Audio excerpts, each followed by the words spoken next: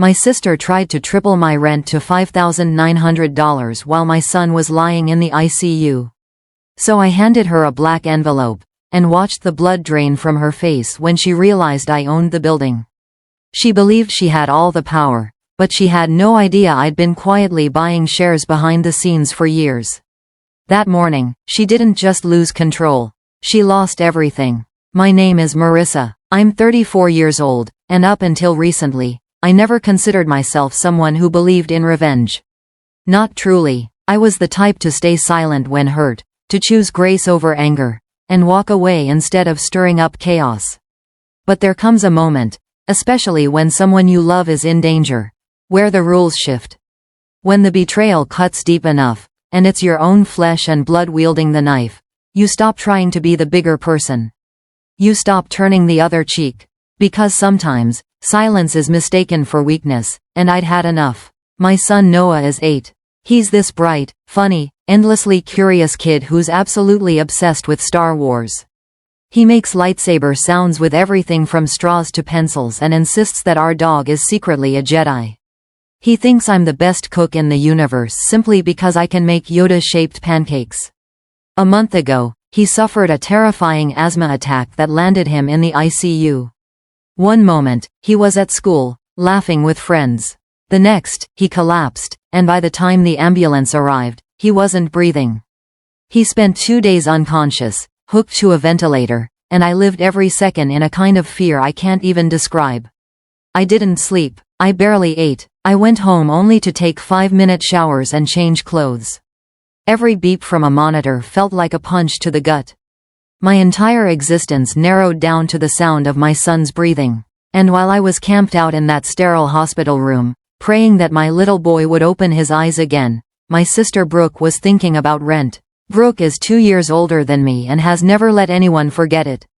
She was the golden child growing up, popular, always the center of attention, with that polished blonde hair and picture-perfect smile. She married rich at 24. Tying the knot with a real estate mogul who gave her everything: money, social standing, and several properties, including the building I lived in. When he died unexpectedly 5 years ago, she inherited the lot, and with it, a sense of entitlement that hardened into cruelty. She liked to remind people that she was the landlord, the boss. And she especially loved reminding me. For the past 3 years, Noah and I had been living in a modest but cozy 2-bedroom unit in one of her buildings. The rent wasn't cheap, but it was reasonable. Fair. Still, Brooke hated that I wasn't groveling. She hated that I wasn't falling apart post-divorce, that I was managing to raise a child alone, and still maintain dignity. She thrived on hierarchy. Someone always had to be beneath her. And for her, that someone was supposed to be me. So the night she showed up at my apartment, while my son was still in the ICU, wearing a silk dress and stilettos like she was going to some lavish fundraiser, I knew something was off. She didn't ask about Noah, didn't offer help or food or support. She just waltzed in like she owned the place, which, technically, she did. "You need to start packing," she said, her voice clipped, her smile tight with satisfaction. I blinked at her, my brain struggling to keep up. What?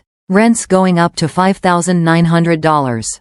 Starting tomorrow. New market rate. If you can't pay it, you'll need to be out by morning.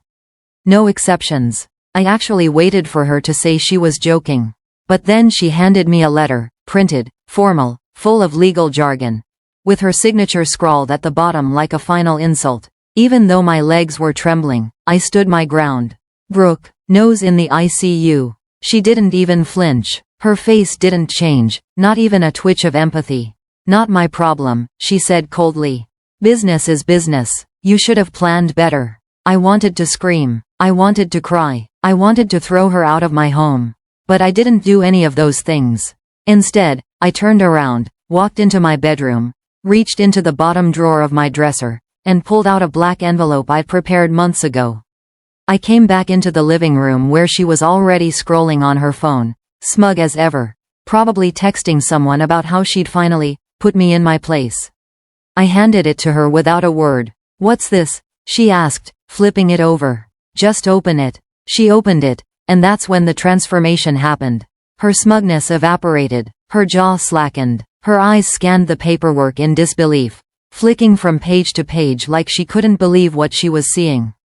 And I just stood there, watching the color drain from her face like someone had pulled the plug on her arrogance. The envelope contained full documentation, proof of ownership, legal filings, and signed agreements showing that I now owned 51% of the building. Over the past 3 years, I'd been quietly buying out shares from the silent partners, those who'd grown tired of Brooke's neglect and attitude. She never saw it coming. After she tried to evict an elderly woman just to convert her unit into an Airbnb, I realized what kind of landlord she was, and how dangerous that could become. That day, I started protecting myself. With the help of a friend's law firm, I set up an LLC under a different name and began acquiring voting power in secret. Brooke, still holding the papers, stammered, You can't do this. I'm the landlord. Not anymore, I said softly. You're now the minority shareholder. You answer to me. Her face contorted. You little. Don't, I cut her off, my voice like steel. I am exhausted. My son is in a hospital bed fighting to breathe. I don't have time for your tantrums. You came here to kick me while I was down. But I'm done playing nice. She stormed out, nearly tripping over the threshold in her heels. I closed the door behind her and collapsed against it, not crying, just breathing. For the first time in days, maybe weeks, I could finally breathe. The next morning, I was back at the hospital, holding Noah's hand as he blinked up at me with groggy eyes. His little fingers curled around mine, and I knew I had made the right choice. Not just for me, but for him, for our life. But Brooke wasn't done. Of course she wasn't. What I didn't expect was just how far she'd go next, or the storm I'd uncover once I started digging through the mess she left behind. Finally free from the invisible chains my sister had wrapped around me for years, disguised as family loyalty, masked as gratitude, and enforced with manipulation. I didn't realize how heavy that weight had been until it was lifted. There were days after the dust began to settle when I would wake up, expecting another blow, another knock on the door, another demand dressed as a favor. But it never came. The silence that followed wasn't just peaceful, it was healing. I started to sleep through the night again. I could hear Noah's laughter echoing through the apartment without the background noise of stress clouding my thoughts. The apartment, our apartment, felt lighter, warmer, like a real home. I poured myself into rebuilding, not just the structure of the building, but the soul of it. I met tenants I had only passed in hallways before. I learned their names, their stories. There was Mrs. Delgado in 4B, who had been living there since 1982, still kept a Polaroid of her late husband by the window, and baked the best cinnamon bread I'd ever tasted. There was Kai in 3C, a single dad raising twin girls who both wanted to be astronauts. And then there was Mr. Clark, a quiet war veteran who had stopped showing up to building meetings years ago because Brooke made him feel like a nuisance. These weren't just tenants. They were people who had survived under her rule, and now, they were finally allowed to live, not just exist. I didn't just become a landlord. I became a caretaker, a protector, the person I had always wanted someone else to be for me. But even with all the progress, I knew deep down that the story with Brooke wasn't truly over. The investigation was still ongoing. More evidence surfaced with every passing week. Emails she had tried to delete, vendor contracts that had been doctored, even voice messages where she threatened to blacklist service providers if they didn't inflate their prices and cut her a private deal. Her web of lies unraveled thread by thread. And while I didn't celebrate her downfall, I didn't mourn it either.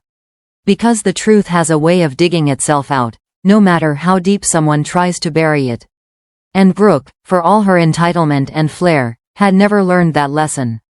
She thought the world owed her. But when you build a throne on lies, eventually it collapses under its own weight. One rainy afternoon, months after the initial confrontation, I received a letter. Not an email, not a subpoena, a handwritten letter, addressed in Brooke's elegant cursive. I stared at it for several minutes before opening it, unsure whether I was ready to read whatever venom she decided to spew this time. But it wasn't what I expected. It wasn't an apology either.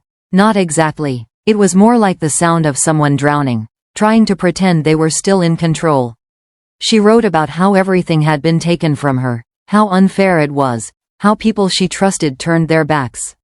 But in between the lines, I could see it, regret. Not for what she did, but for losing. For miscalculating how far I was willing to go to protect my son and myself. She ended it with a single sentence that stayed with me. You think you've won, but all you did was survive. Asterisk. She was right, in a way. I had survived. But what she didn't understand, what she never understood, was that survival isn't just about clinging to life. It's about rebuilding, reclaiming, and rising. And that's exactly what I was doing. I took that letter, folded it carefully, and placed it in the bottom drawer of my desk. Not as a keepsake, but as a reminder. A reminder of how far I'd come, and how much I'd refused to break. Now, as I stand by the window of my apartment and watch Noah chase the dog across the small patch of grass outside, I feel something I haven't felt in years, peace. Not the fragile kind that comes between disasters, but real peace. Steady, earned, built brick by brick. Brooke may have tried to destroy me during one of the worst moments of my life, but in doing so, she gave me the push I didn't know I needed. She forced me to stop shrinking, to step forward, to claim what was always mine, not just in property or power, but in voice. In value. I didn't win because I beat her. I won because I remembered who I was. The weeks turned into months, and slowly, the story of what happened between Brooke and me faded from whispered gossip to quiet memory among those who knew us.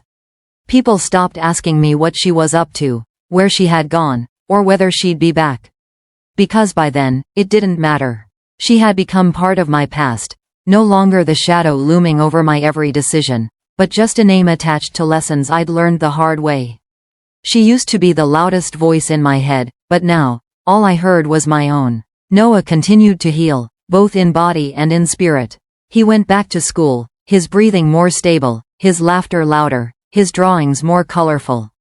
Every time I saw him curled up on the couch with the dog, humming to himself, I felt this wave of gratitude that nearly brought me to my knees. Not just because he had survived, but because we had. Together. There were nights when he would come into my room and say, "Mom, remember when the hospital beeps used to scare you?" And I'd smile through the sting in my chest and say, "Yeah, buddy. I remember." And then he'd wrap his little arms around me and whisper, "I'm glad we're home now." And we were. Truly home. Not just in the apartment or the building, but in ourselves.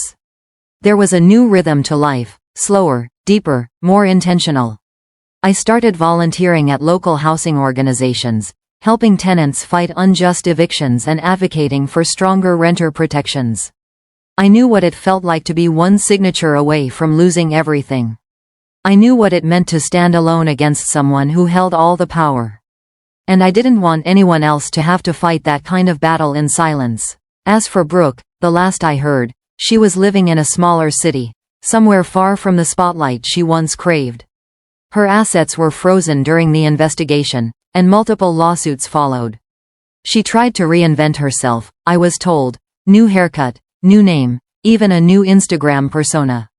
But the truth always finds its way back, and you can't run from your own reflection forever. I didn't hate her. I didn't wish her pain. But I also didn't forgive her. Not yet.